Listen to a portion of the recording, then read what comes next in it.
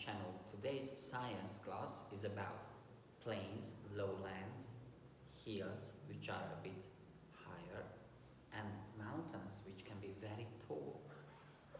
Please have a look at these special pictures here. Which one is the mountain? When we say mountain, we think of one single mount, one single big landform.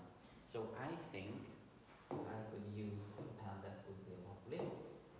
So I think this one is that. This is also a mountain in the distance, but look, there's something different in the foreground. So we can write here mountain.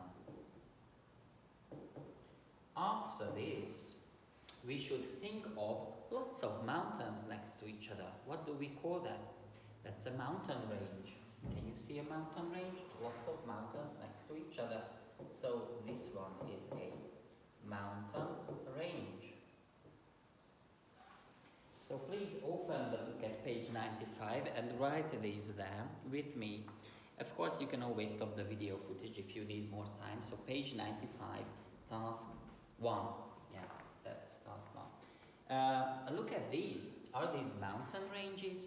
Because these are ranges, but they are much smaller than mountains. So I think these are just hills here.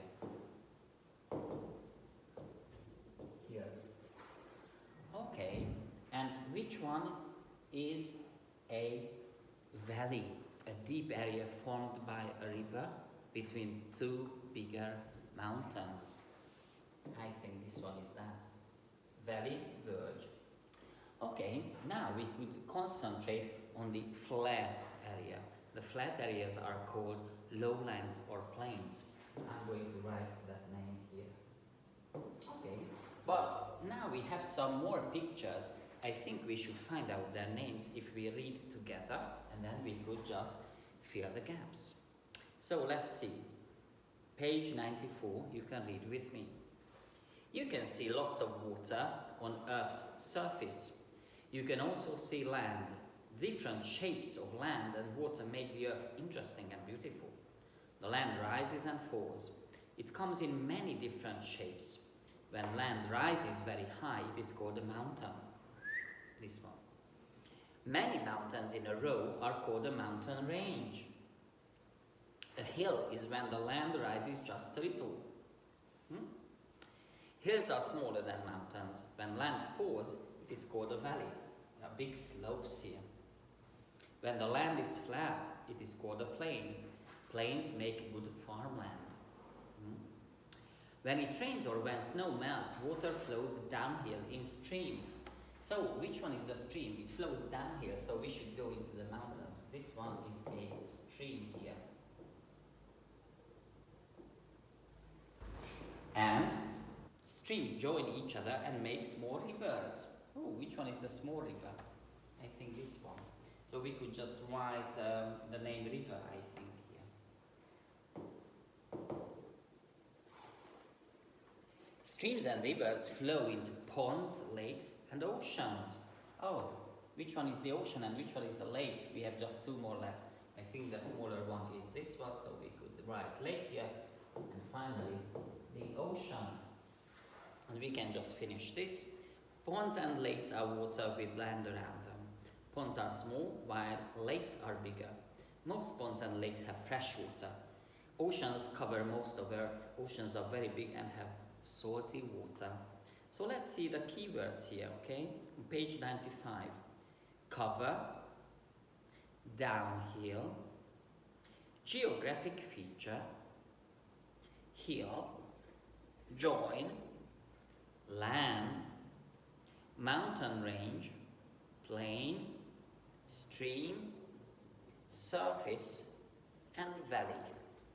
I think now you are able to do this task, page 95, task 2, and we can check these in our upcoming Zoom session, okay, later on. Okay, now we know a lot about landforms.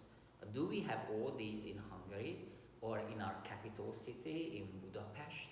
If I just look out of the window, now I'm here in Buda and I can see lots of hills and even mountains. I can't see any oceans.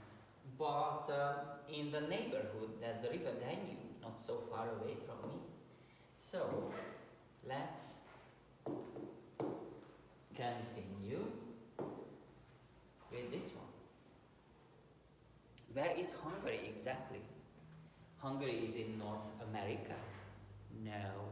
Is it in Central America? No. Is it in South America? No. It's not in the Americas at all. Is it in the Antarctica? No. Is it in Africa?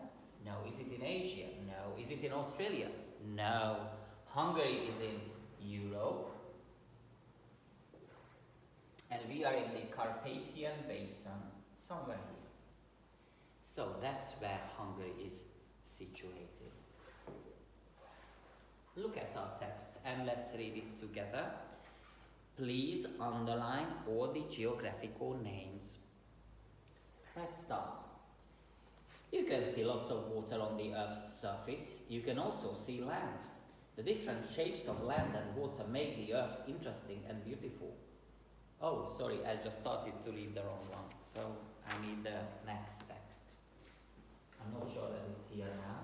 Yeah, so you need to open your book at page 96 and read this one, under the map, this. So, are you ready? Let's start. You live on Earth. There are 7 continents on Earth. One of them is Europe. Hungary is situated in Europe. It's a country. You can see that behind me. There are many countries on Earth. You live in Hungary, so it is your home country. The capital and biggest city of Hungary is Budapest. It is situated on both banks of the river Danube. Buda is situated in the Buda Mountains. Pest is situated on the Pest Plain. Budapest is the heart of the country. You can find the parliament and all the important offices and ministries here. It is the financial and economic center of the country. You can find a lot of universities, museums, theaters, cinemas, and shopping malls here. Budapest is also a transport center. Trains, airplanes, and ships go to all directions from here, inside and outside of the country. Okay, actually, Budapest joined together from 3 parts. Yeah.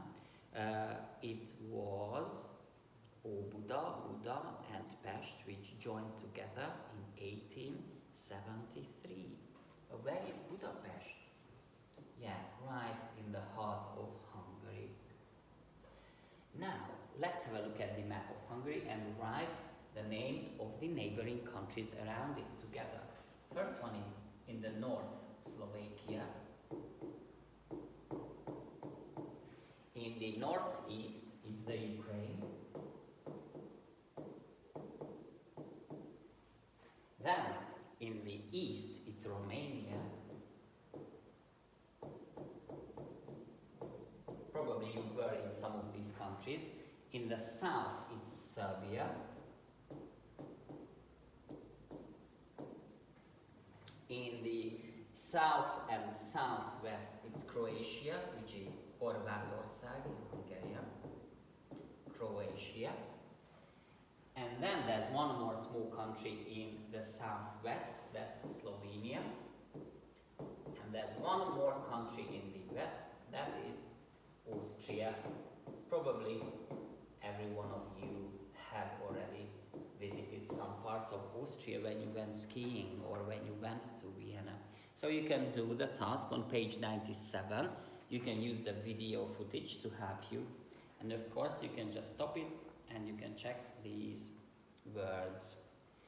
When you finish that, please read the text again and you can fill the gaps right here on page 96 in task 1. We also have some keywords here, but let's do something different as well. How can you travel in Budapest? Some people choose to travel by taxis. The taxis wait at taxi ranks. You can see some of these taxis that the drivers are waiting maybe at a hotel here. Oh, it's a tram. You shouldn't mix up trams with trains. This is the yellow Combino in Budapest. And it's a bus, which you can use again if you buy a monthly pass or a ticket. Trolley buses use electricity and they are red in color. And this is the underground or metro. This is Metro Line 2 here, which is really close to our school. And trains, you can travel to distant places if you travel by trains. The Delhi railway station is not so far from here. So please draw pictures of the public transport vehicles you can travel by in Budapest on page 97. Of course, they left out some because you can also travel by bicycles or little scooters or on foot. So, page 97, draw the images here. Hopefully you could complete all the tasks, so you can just practice reading a bit more and we will meet in our Zoom session. Keep up, good girl. Bye bye.